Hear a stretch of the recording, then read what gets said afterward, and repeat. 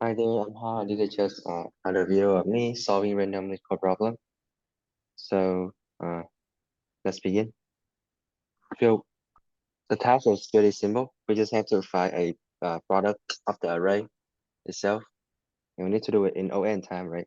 So normally, I would just iterate with one time to find like the products, right, of everything, right? Like 12, 24, right? And as I iterate with the second time, I can divide um the the total product, right, by the current number. And of course, zero is the best special case, so on and so forth. But however, we are not allowed to use division operation here, which is a little bit tricky. So we have to do it in O(n), right? And we cannot use division. We cannot use the division operation. So how could we do this? So if we look carefully, 1, 2, 3, and 4. This is our index. 0, 1, 2, and 3. Let's make the number a little bit bigger. So we have more, so like 5 and 6, right?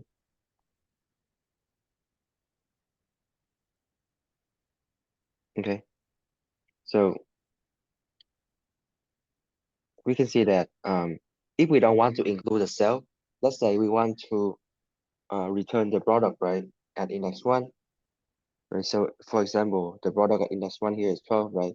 It's the sum of 1, 3, and 4, right? Excepting self, excluding self, right? Just itself. So if we try to find a product at this index, right, it means that we have to find the sum of this part and then whatever is after, right? So how can we do this? So we can have a prefix sum and a suffix sum, prefix sum. So for the prefix sum, right, which is the cumulative sum from index 0 to index 5, right? So at index 0, right, our sum gonna be 1, right? Our current sum at index 2, right? Our current sum gonna be 2. 1 times 2 is 2. At index 3, our current sum gonna be 6, right? 1 times 2 times 3 is 6, right? At index 3, uh, sorry, 1, this is 2, this is 2, this is 3. So at index 3, 6 multiplied by 4, 24. At index 4, 24 multiplied by 5 is 0, 120, right? Hopefully my math is correct. Okay, and at 5, 20 multiplied by 6, oh sorry, 120. 120 multiplied by 6 is 720, right? Okay, so this is the cumulative sum uh, from left to right, right? So let's say if we are at like index 3, for example, right? We can look at the sum from the left multiplied by the sum on the right, right? So what is the sum on the left? Index 2, right? The cumulate. So we want to know the cumulative sum up until the previous index, which is index 1, right? Which is right here, it's 2, right? We already have it here. And we also need the cumulative sum, right? Up until 3. So if we go this way, from right to left, then we want to know the cumulative sum up until 4, right? Which is the index after. So we can view our suffix sum, right? So starting at index 5, you're gonna have 6, right? Index 4, 30. Index 3, 30 multiplied by 4 is 120, right? Index 4, for index 2 is 120 multiplied by 3 is 360, right? Index 1, 360 multiplied by 2 is 720, and index 0, 720 multiplied by 1 is still 720, right? So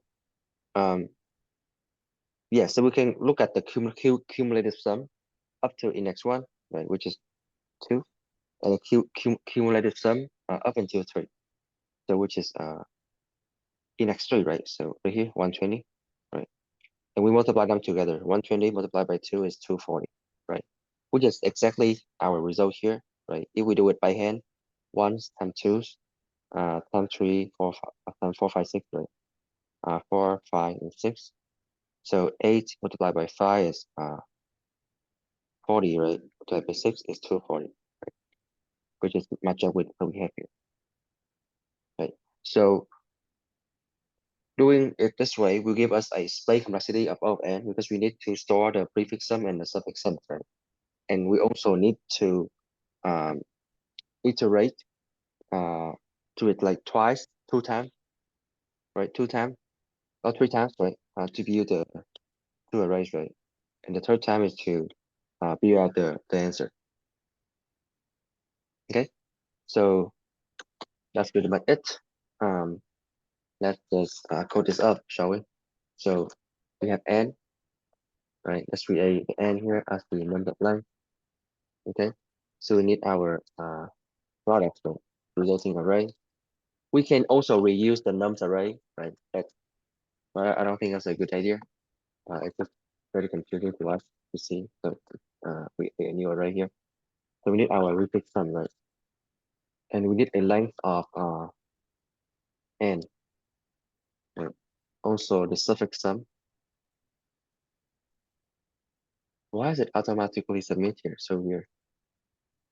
Okay.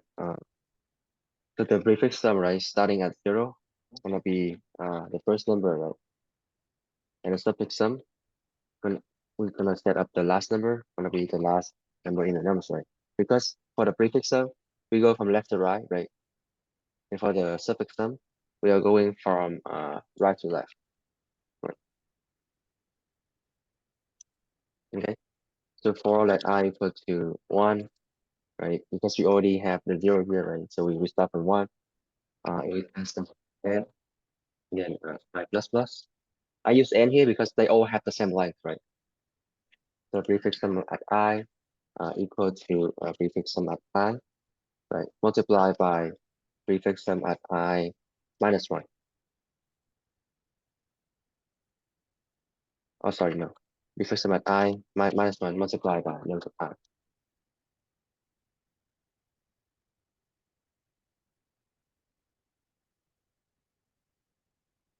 Right, so I minus 1 gonna be 0 here, right? Which is num 0, right? And then multiply by the current index in the num, which is 1. Index 1 here, right? Which is 2. 1 multiplied by 2. And we store 2 back to here, right? So we did the same thing for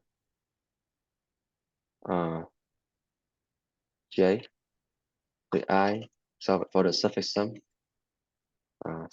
but we want to start from n, right? N minus 2. N minus 1 gonna be this element. So we have to start from n minus 2. So when I is greater than or equal to 0, right? So suffix sum equal to suffix sum of I plus 1, right? Because we are going from right to left now. So the previous sum gonna be I plus 1, right? Multiplied by nums of I. So you can also log the prefix sum and the suffix sum here to see if we got the desired result, right? Which is exactly what we expected, right? 1, 2, 12, 24, sorry, 1, 2, 6, and then 24, right? If we go in the opposite direction, we're gonna have 4, 12, right? 24 and then 24. Okay. So the next step is to fill out the product, right? So I equal to 1, I less than n minus 1,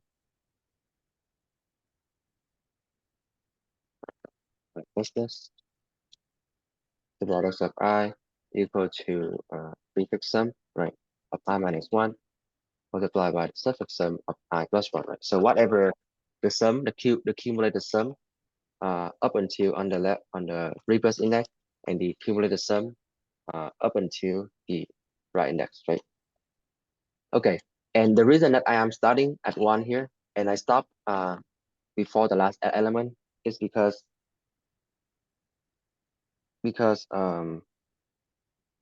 if we are starting at the first index, right, we're not gonna have the prefix sum, right? If we start at the last index, we're not gonna have the suffix sum, right?